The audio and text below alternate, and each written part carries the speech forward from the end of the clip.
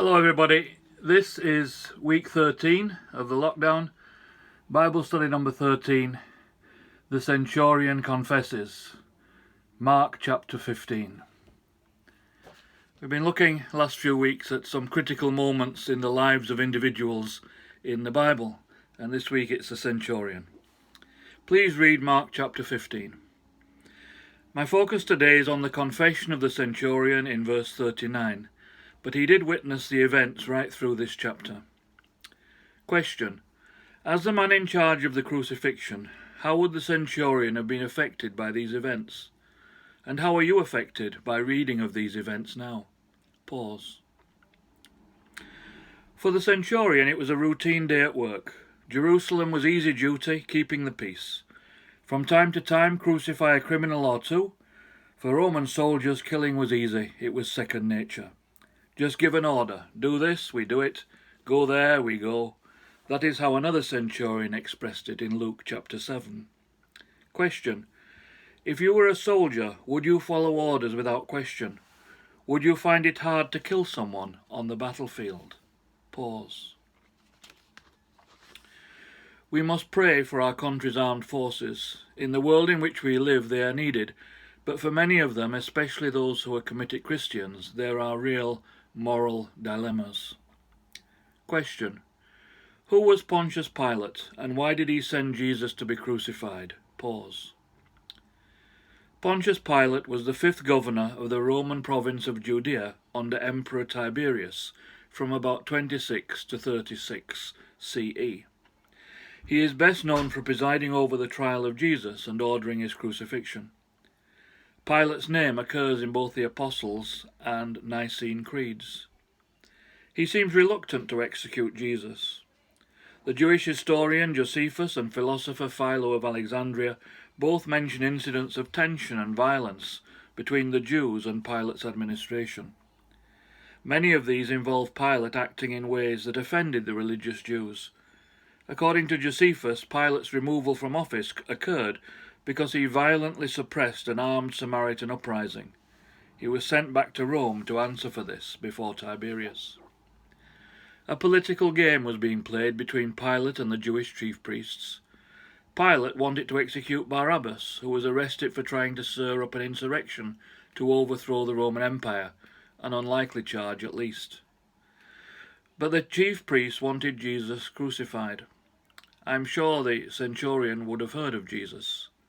Perhaps even how he had healed his colleague's servant.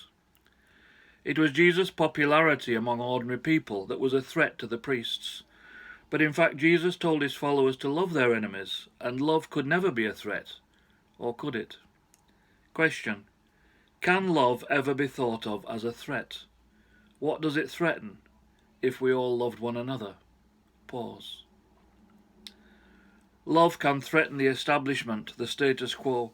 Love can be revolutionary in a very real sense. Pilate seems quite weak. The chief priests were much more determined to get their way, and they pressured him until eventually he gave in. So now there were three to be crucified.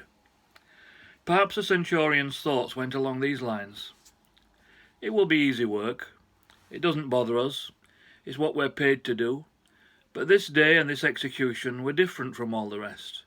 What I saw and heard changed my life forever. I saw what he endured. I heard what he said. The last 6 hours he lived made a dramatic impact on me. He was different from all other men I had seen die. He said and did things in the last hours of his life that like no man I'd ever seen. Question. What were some of the things that happened that would have been unusual? Pause. I think perhaps Jesus' quietness. Most people being led to the cross would have struggled and cursed. The way Jesus reacted to all the mocking and sarcasm with regal bearing. The cry in verse 34 and the other things Jesus said recorded in the other Gospels, especially the word of forgiveness for the centurion, his men, Pilate, the Jews, and all others who were doing this to him. Question. Why do you think Jesus cried out with the words of verse 34? Pause. I don't think he was calling for Elijah, nor do I necessarily believe the traditional explanation that due to the weight of sin he was carrying, our sin, He was for a time separated from the Father's love and presence with him. These words are a quotation from Psalm 22, verse 1. That psalm wasn't called Psalm 22 in Jesus' day. The numbering came much later. The psalm would have been known as the my God, why have you forsaken me psalm. I believe Jesus is saying, remember this psalm. Psalm 22, written hundreds of years before, speaks of many of the things that happened in Mark 15. They were prophesied. Read verses 7 to 8, 15 to 18, 30 to 31 of the psalm. And verse 24 seems to nullify the traditional abandonment theory, when it says, For he has not despised or scorned the suffering of the afflicted one. He has not hidden his face from him, but has listened to his cry for help. It was the third hour of the day, about 9 a.m., when the Centurion instructed his soldiers to carry out their orders and crucify Jesus and the others. He was led down the road, weak and fatigued. The scourging had taken its toll. Some of the soldiers had a little fun. They took a crown of thorns and drove it into his head. Streaks of dry blood covered his face. The prisoners picked up their crosses and walked toward Golgotha Hill. Before long, Jesus collapsed under the weight, so the soldiers grabbed a stranger to carry it for him. When they reached the top of the hill, the soldiers drove the steel spikes through the flesh of the men's wrists and raised the heavy wooden crosses up and dropped them into the prepared holes. Then they waited and watched. Jesus had everyone's attention. Some of the people were mean and vindictive. In the eyes of others there was hurt, disappointment, even despair. The two criminals were bitter and angry, cursing their fate, their trial, the crowd, and the men. This wasn't unusual. Perhaps the centurion's thoughts were like this. I looked at Jesus. Now don't make too much of this, but I would prefer not to crucify an innocent man who didn't deserve to die. I knew that Jesus was just a political pawn, but we weren't judges and jury. We had a job to do and we got on with it. However, as the day went on, I grew more uneasy. I was impressed by his bravery. He didn't curse or try to resist. In fact, it almost seemed as if he was willing to die. I know how much pain he was in. He hung there on that cross, stripped naked of all his dignity, exposed to the elements and the insects, in excruciating pain, yet he seemed so calm and at peace with it all. Question. If you had been a witness to Jesus' crucifixion, might you have tried to stop it? Pause. Jesus said, Father, forgive them, for they do not know what they are doing. Jesus looked at one of the criminals with those eyes of compassion and promised the man that today he would be with him in paradise. Even while Jesus was dying, he was concerned about others and offered comfort and a promise of a better tomorrow. How this must have touched the heart even of the hardened centurion. The hours passed. Death was approaching as the 9th hour approached, that's 3 p.m. Jesus looked toward the sky.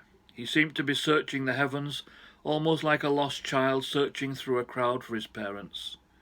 With a large sigh he shouted, my God, why have you forsaken me? The next thing Jesus said sounded strangely triumphant. He shouted, it is finished. Question. What was finished? Pause. The pain and suffering, yes, that was finished. The ministry of Jesus on earth, yes, that was finished. But most importantly, the salvation of mankind was finished, accomplished and made possible now through Jesus' death. The last words spoken were, Father, into your hands I commit my spirit. Jesus died like a child falling asleep in the arms of a loving, trusting Father. So let's the centurion finish. I was standing at the foot of the cross, and somehow I knew I was standing in the presence of God. I knew I was watching love being poured out on unworthy people.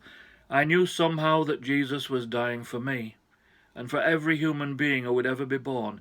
In that moment I couldn't help but proclaim, surely, this man was the Son of God. Question. Who do you say that I am? When we speak of Jesus, how do we describe him to others? Pause. Have a think about it. Amen.